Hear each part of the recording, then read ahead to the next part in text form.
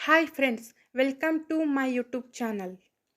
2023 June 7ರಲ್ಲಿ ಮುಂಬೈನ ಒಂದು ಅಪಾರ್ಟ್ಮೆಂಟ್ನಲ್ಲಿ ವಾಸವಿದ್ದ ಮನೆಯವರಿಗೆಲ್ಲ ಕೆಟ್ಟ ರೀತಿಯ ವಾಸನೆ ಬರಲು ಶುರುವಾಗುತ್ತೆ.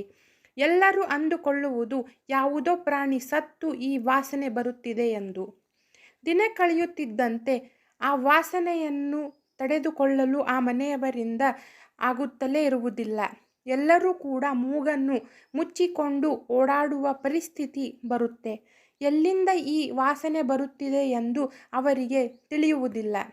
ಹೀಗಿರುವಾಗ ಆ ವಾಸನೆ ತಮ್ಮ ಅಪಾರ್ಟ್ಮೆಂಟ್ನ 704 ಎಂಬ ಮನೆಯಿಂದ ಬರುತ್ತಿರುವುದು ಎಂದು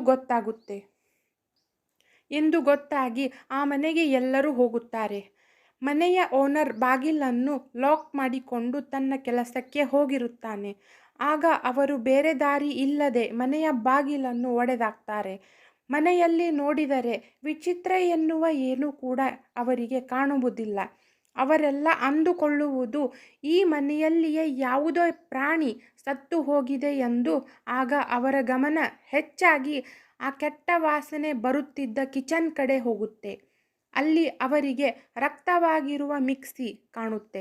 ಅಲ್ಲಿ ದೊಡ್ಡದಾದ 3 ಬಕೆಟನ್ನು ಇಟ್ಟಿರ್ತಾರೆ.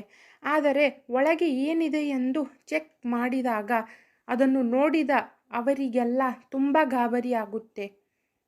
ಬಂದಿದ್ದ ಎಷ್ಟೋ ಜನ ಅಲ್ಲಿಯೇ ವಾಂತಿ ಮಾಡಿಕೊಳ್ತಾರೆ.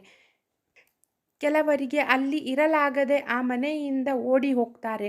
ಅಷ್ಟಕ್ಕೂ ಅಲ್ಲಿದ್ದಿದ್ದೇನೆಂದರೆ ತುಂಡು ತುಂಡಾದ ಮಾನವನ ದೇಹದ ಭಾಗಗಳು. ಇದನ್ನು ನೋಡಿದ ಅವರು ಕೂಡಲೇ ಪೊಲೀಸರಿಗೆ ಕಾಲ್ ಮಾಡ್ತಾರೆ. ತಕ್ಷಣ ಅಲ್ಲಿಗೆ ಬರುವ ಪೊಲೀಸರು ಆ 704 ಮನೆಯನ್ನು ಚೆಕ್ ಮಾಡ್ತಾರೆ. ಆ ಕಿಚನ್ನಲ್ಲಿ ಅವರಿಗೆ ಮಿಕ್ಸಿಯಲ್ಲಿ ಗ್ರೈಂಡ್ ಮಾಡಿದ್ದ ಮಾಂಸ ಹಾಗೂ ಕುಕ್ಕರ್ನಲ್ಲಿ ಬೆಂದಿದ್ದ ಮನುಷ್ಯನ ಮಾಂಸವನ್ನು ಕಂಡು ಅವರೇ ಶಾಕ್ ಆಗ್ತಾರೆ. ಈ ಮನೆಯ ಓನರ್ ಮನೋಜ್ ಸಾನೆ ಎಂಬ ವ್ಯಕ್ತಿ ಎಂದು ಗೊತ್ತಾಗಿ ಅವನನ್ನು ಅರೆಸ್ಟ್ ಮಾಡಲು ಮುಂಬೈ ಪೊಲೀಸ್ ತಯಾರಾಗ್ತಾರೆ. ಮನೋಜ್ ಸಾನೆ 56 ವರ್ಷದ ವ್ಯಕ್ತಿ. ಈ ಮನೋಜ್ ಸಾನೆ ಮಹಾರಾಷ್ಟ್ರದ ಹಳ್ಳಿಯವನು. ಈತ ತುಂಬ ಬುದ್ಧಿವಂತನಾಗಿರ್ತಾನೆ. ITIನಲ್ಲಿ ಟೆಕ್ನಿಷಿಯನ್ ಕೋರ್ಸ್ ಕೂಡ ಕಂಪ್ಲೀಟ್ ಮಾಡಿರುತ್ತಾನೆ. ನನಗೆ ಕೆಲಸ ಸಿಕ್ಕೇ ಸಿಗುತ್ತದೆ ಎಂದು ಮುಂಬೈಗೆ ಬರುತ್ತಾನೆ. ಆದರೆ ಮನೋಜ್ ಕಂಡಿದ್ದ ಕೆಲಸದ ಕನಸು ನನಸು ಆಗುವುದೇ ಇಲ್ಲ. ಎಲ್ಲಿಯೂ ಕೆಲಸ ಸಿಗದ ಅವನಿಗೆ ಅನಿವಾರ್ಯವಾಗಿ ಪ್ರೊವಿಷನ್ ಸ್ಟೋರ್ ಕೆಲಸಕ್ಕೆ ಸೇರ್ತಾನೆ.